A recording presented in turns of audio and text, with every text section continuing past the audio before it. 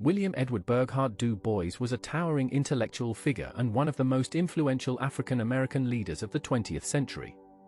W.E.B. Du Bois, scholar, activist, and writer, was born in Great Barrington, Massachusetts on February 23, 1868. He came from a mixed racial background. He had a commanding presence and piercing intellect. Du Bois's early years were marked by academic excellence and growing awareness of racial inequality. He attended local schools where he was often the only black student, graduating as valedictorian of his high school class in 1884. His education there shaped his understanding of race and society, though his later career would test those lessons in the most profound ways imaginable. After high school, Du Bois attended Fisk University in Nashville, Tennessee, his first extended experience in the segregated South. The contrast between his relatively integrated upbringing in Massachusetts and the harsh realities of Jim Crow Tennessee was shocking.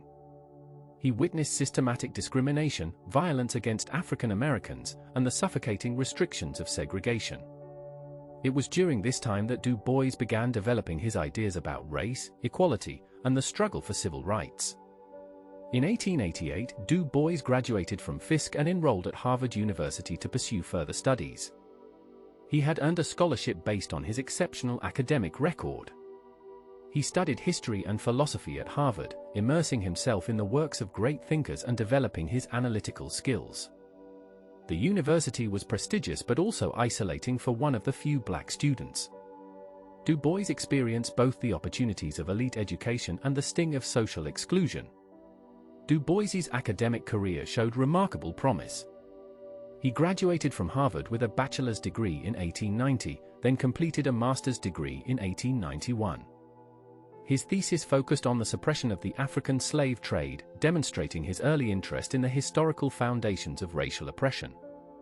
However, despite his accomplishments, Du Bois struggled with the limitations placed on African Americans even in academic circles. He was brilliant but constrained by the racial prejudices of his era. After completing his master's degree, Du Bois received a fellowship to study at the University of Berlin in Germany from 1892 to 1894. This period was transformative. In Europe, he experienced a level of social freedom unavailable to black Americans at home. He studied with prominent scholars, traveled extensively, and developed a broader perspective on race and colonialism. The experience reinforced his belief that racial prejudice was not natural or inevitable but rather a social construct that could be challenged and changed. Du Bois returned to the United States in 1894 and began teaching classics at Wilberforce University in Ohio. He also continued his doctoral studies at Harvard, working on a dissertation about the suppression of the African slave trade to America. In 1895, he became the first African American to earn a PhD from Harvard University. The achievement was groundbreaking, a testament to his intellectual abilities and determination. His dissertation was later published and remains an important historical work. The completion of his doctorate marked Du Bois as one of the most educated African Americans of his generation. In 1896, Du Bois accepted a position at the University of Pennsylvania to conduct a sociological study of Philadelphia's black community. The resulting work, published in 1899 as The Philadelphia Negro, was a pioneering piece of American sociology. Du Bois conducted extensive interviews, gathered statistical data, and analyzed the social and economic conditions of African Americans in the city. The study was groundbreaking in its methodology and conclusions. It demonstrated that poverty and social problems in black communities were the result of discrimination and limited opportunities rather than any inherent deficiencies in African Americans themselves. The work established Du Bois as a serious scholar and social scientist. Following his work in Philadelphia, Du Bois joined the faculty of Atlanta University in 1897, where he would remain for 13 years. At Atlanta, he organized annual conferences on African American life and published numerous sociological studies. He was building a body of scholarly work that documented the conditions of black Americans and challenged racist assumptions. His research was meticulous and his conclusions were powerful. He believed that rigorous scholarship could combat prejudice and promote social change. In 1903, Du Bois published The Souls of Black Folk, a collection of essays that would become his most famous and influential work. The book was a profound meditation on the African American experience. In it, Du Bois introduced several concepts that would shape discussions of race for generations. He described the double consciousness of African Americans, the sense of always looking at oneself through the eyes of a racist society, of measuring one's soul by the tape of a world that looks on in amused contempt and pity. He articulated the psychological burden of living in a society that simultaneously denied one's humanity and demanded one's labor. The Souls of Black Folk also contain Du Bois's famous critique of Booker T. Washington, the most prominent African American leader of the era. Washington advocated accommodation with segregation, urging African Americans to focus on economic advancement through industrial education rather than demanding political and social equality. Du Bois disagreed fundamentally with this approach. He argued that African Americans should demand full civil rights immediately and that higher education, not just vocational training, was essential for developing leaders who could guide the race forward. The debate between Du Bois and Washington defined African American political thought in the early 20th century. Du Bois believed in the concept of the talented tenth, the idea that a college-educated elite would lead the masses of African Americans to social and economic progress. This was an elitist notion, but Du Bois saw it as practical.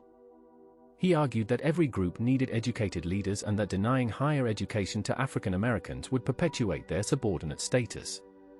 The talented tenth would be the teachers, doctors, lawyers, and ministers who would serve their communities and fight for racial justice.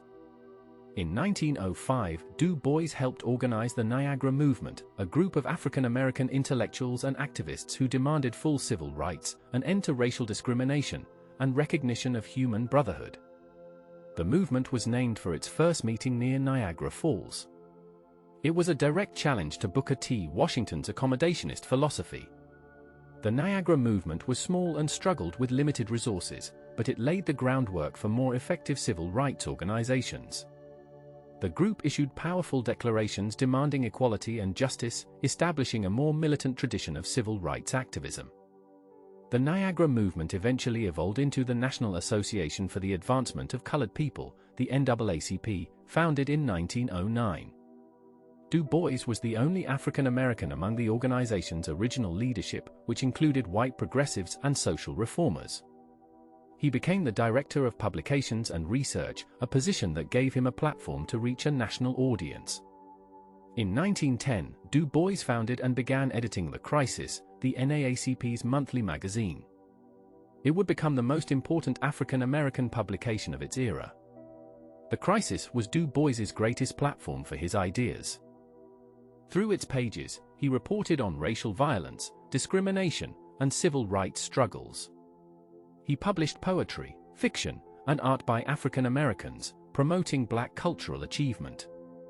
He wrote editorials that were passionate, eloquent, and uncompromising in their demand for equality.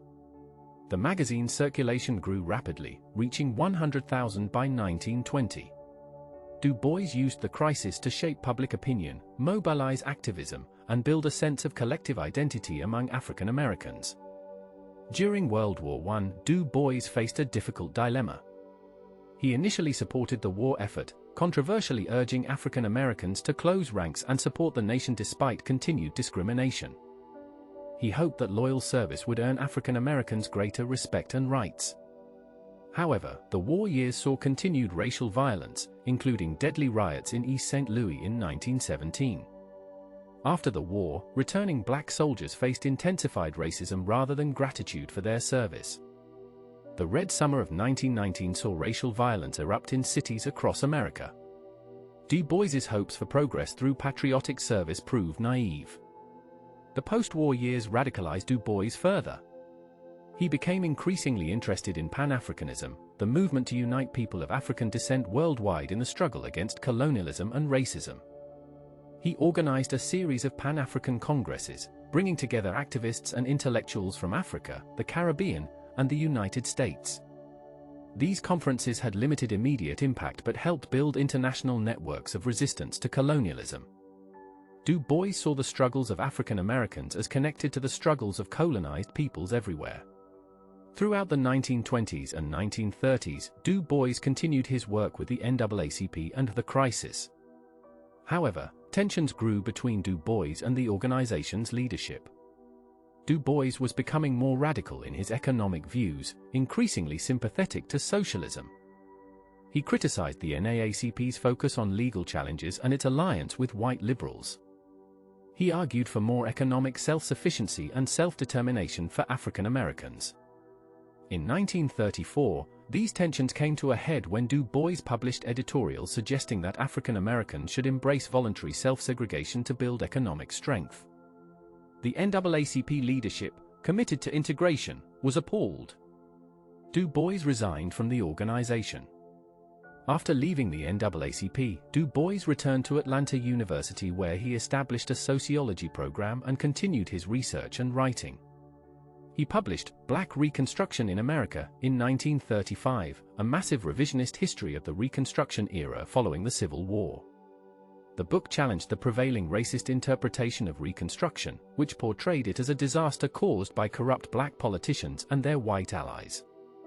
Du Bois argued that Reconstruction was a noble experiment in interracial democracy that was destroyed by violent white supremacist resistance. The book was largely ignored by mainstream historians at the time but later recognized as a groundbreaking work. During the late 1930s and 1940s, Du Bois became increasingly interested in Marxism and socialism. He saw capitalism as inherently connected to racism and imperialism. He believed that economic exploitation and racial oppression were intertwined and that neither could be eliminated without addressing both. This ideological evolution put him at odds with mainstream civil rights organizations and made him suspect in an increasingly anti-communist America. His radical views would eventually cost him dearly. In 1944, Du Bois returned to the NAACP as Director of Special Research. However, his second tenure with the organization was troubled from the start. His radical politics clashed with the NAACP's more moderate approach. He advocated for closer ties with the Soviet Union and criticized American foreign policy. He attended international peace conferences and spoke out against colonialism and nuclear weapons. In 1948, he was again forced out of the NAACP, this time permanently. It was a bitter end to his relationship with the organization he had helped create. The 1950s were difficult years for Du Bois. The Cold War was at its height and his leftist politics made him a target. In 1951, he was indicted as an unregistered agent of a foreign power because of his work with the Peace Information Center, an organization advocating for nuclear disarmament.